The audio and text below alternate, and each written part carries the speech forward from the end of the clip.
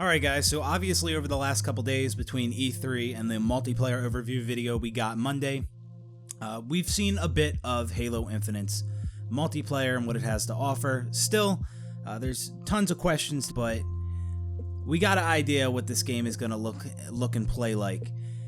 And today in this video, I just want to go through everything that I like about Halo Infinite so far. There might be some small things that I leave out just because I'm not thinking of it right now. But yeah, I want to go through everything that I like about Halo Infinite in this video, and I'm also going to be doing a video with everything I dislike about Halo Infinite.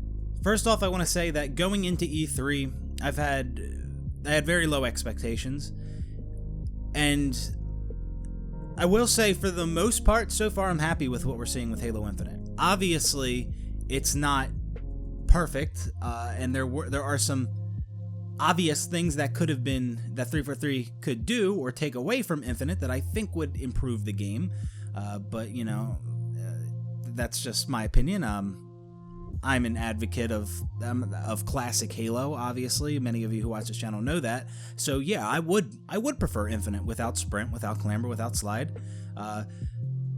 But I knew that wasn't going to be the case, and I am so happy that they have toned down the abilities from what we saw in Halo 5.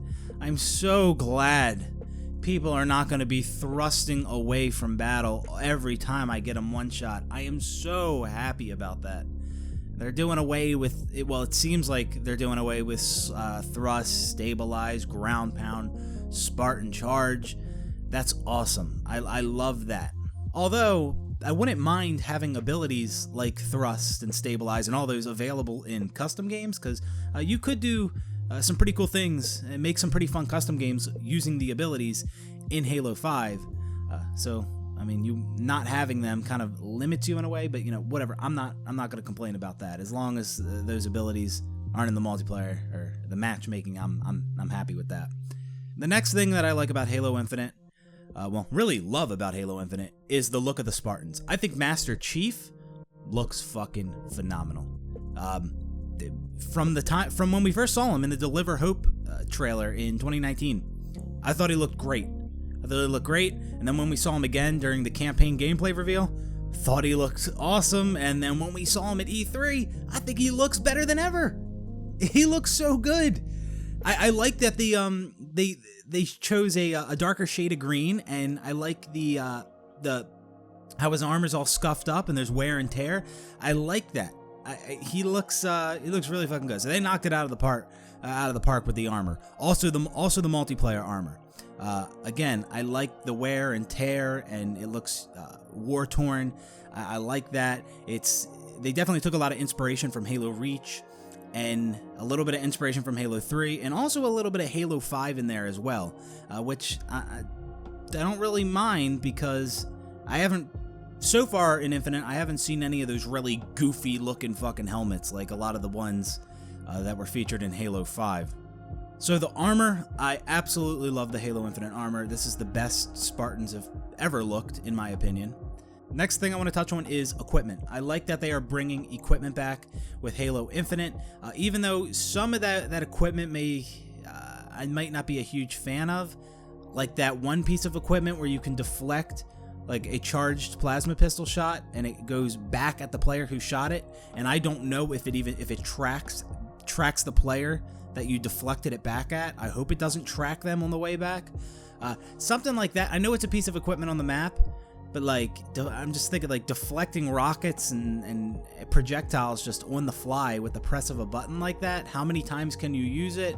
Or does it ever recharge? How fast is the recharge? These are all questions that I need to be answered. But yeah, that thing, even though it is a piece of equipment on the map, I don't know necessarily how I feel about that. You know, that piece of equipment, it seems like that kind of falls in the category of get out of jail free, but I don't know for sure. I would have been really happy if they would have actually gone like all in with the equipment, meaning the abilities that are in Halo Infinite, like sprint and clamber. I wish if those were pickups on the map, I would have been really happy about that. But that doesn't look like that's the case. It looks like everybody spawns into the match with sprint, slide, and clamber. which again, I would prefer Halo without those things, but have just those abilities. That is a lot better than what we got in Halo 5. That is so much better than what we had to deal with in Halo 5. So equipment making a return is great. Some smaller things, I like the way the battle rifle looks. I don't know yet if I like it more than Halo 2 or Halo 3, but it looks so much better than Halo 4 and Halo 5, clearly. I also like how you hold the energy sword like you did in Halo 2. I think that's really cool. Something small, but cool. I like the customization in Halo Infinite. We still don't know exactly how in-depth Halo Infinite's customization really is. But I mean, they showed off in their multiplayer overview video the other day, like it looks like you can pick a prosthetic limb for either your arms or your legs, and I think you could probably put a prosthetic limb on both your legs and both your arms. I think that's possible from what they showed off in that video the other day. So customization is looking good. I hope that there's armor effects like we had in Halo Reach. I really hope there's armor effects. God, that would be so cool. I am a fan of the armor coatings. I like that you can have different color patterns. That is really great. Another thing I like about Halo Infinite is that they're doing away with red versus blue. I really like that they're doing away with red versus blue, honestly, because now you get to see Spartans in-game with the colors and the armor coatings that they chose. And it's not like I just don't mind that they're getting rid of red versus blue. I actually love that they are. And it's not that I've had a problem with red versus blue, and I think I'm probably glad that we did have red versus blue in Halo for, the time that we did. But now I would like to see Spartans, with the colors and the armor coatings and everything that the player chose. Because it always bothered me how in previous Halo games you customize your Spartan, you pick the colors, you make them look all cool, and then when you get in the game, it's like everybody's the same color, either all red or all blue. So them doing away with red versus blue will be kind of nice, in my opinion, for Halo Infinite. And people, I don't know why people are wondering, like, oh, well, how are you going to tell your teammates from the enemy? Well, I don't know. How does every other game do it? Literally, how does every other game do it? Outlines, it looks like that's what they're going to be doing for Halo Infinite. Like, your teammates have like a bluish outline, the enemies have a red outline. I don't really know how I feel about the outlines on the enemies. I don't know why we would need an outline on the enemy if you have an outline on your teammates. That's just a little small detail. Yeah, I don't necessarily know that I'm gonna like outlines on enemies, but it's something small, but I think we could do without it. Honestly, we could do without outlines altogether. You don't even need outlines. Actually, in Halo 3 right now, you could take away red versus blue in team modes, let people use their own colors, and you'd still be able to tell your teammates from the enemy because you have a waypoint above your teammate's head. So you could do that right now in Halo 3. They don't need to come up with some new system to tell friend from foe without red versus blue. I mean, you can already do it now. But yeah, red versus blue, that's another thing I like about Halo Infinite. In-engine cutscenes. We got to see a little bit of this with the campaign reveal last year. We also got to see it this year at E3 with another campaign teaser. And yeah, I think these in-engine cutscenes for Halo Infinite are looking great.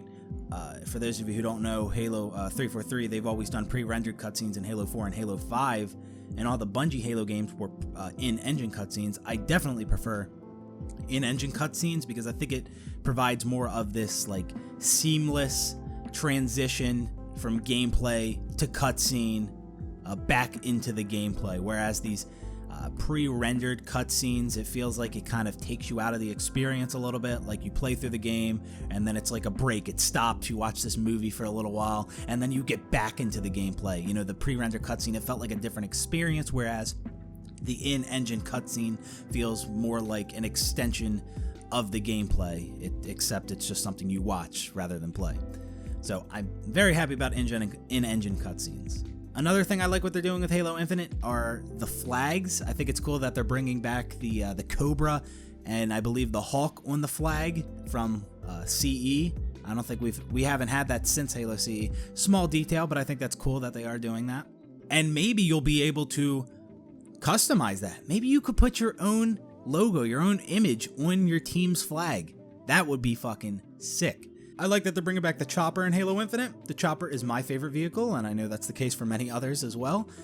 I loved the chopper in Halo 3. It is such a fun vehicle just to drive around. Hopefully the chopper handles in a similar way that the chopper in Halo 3 did. I hope it doesn't feel completely different. And I'm not totally sold on like the aesthetic of it, but I'm glad the chopper is back for Infinite.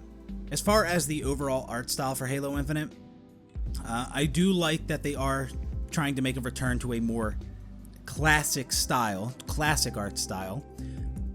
Although I do think they've kind of gone a little too far with it, and there's a lot of times when I look at certain things, whether it's vehicles or the environment or enemies, where things kind of look a little bit too cartoony and plasticky. So it's not perfect, but I do like that they're making an attempt to revert back to a more classic design. As far as graphics go, I mean, a lot of people talking about the graphics in Halo Infinite. I don't really care about the graphics that much. I mean, obviously what we saw last year at the campaign reveal, that was kind of embarrassing. I expected the graphics to be better than that, and it does look like they improved them. This E3, they appear to be better, but but when it comes to Halo Infinite's graphics, its graphics are not going to rival some of the most graphically demanding games out there. You know what I mean? Like, I don't expect it to be the best looking, one of the best looking games. I just expect it to look better than previous Halo games.